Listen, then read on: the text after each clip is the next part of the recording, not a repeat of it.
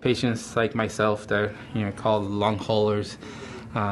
We want to get better. For COVID long haulers, the list of symptoms and the unknown of when they will end is overwhelming. The fatigue has been huge, to where I would sleep up to 15 hours a day. The mental is actually a little worse than the physical. A new study shows COVID-19 long haulers could experience neurological symptoms that last at least 6 weeks. Researchers looked at 100 non-hospitalized patients with persistent symptoms across 21 states.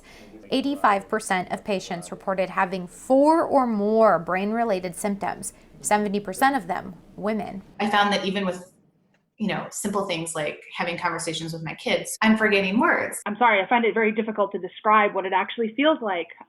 But it's like, let's see. Well, here's an example. I have lost my train of thought.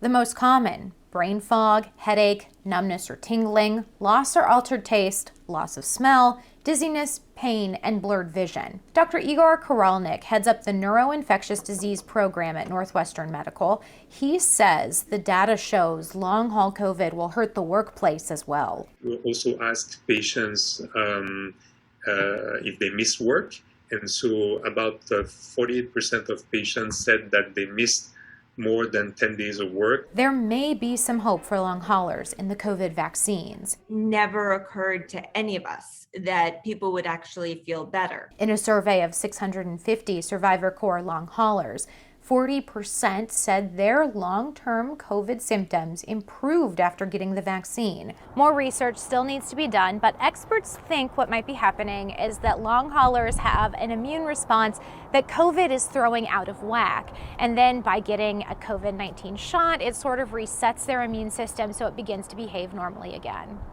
In San Francisco, I'm Lindsay Thies for Newsy.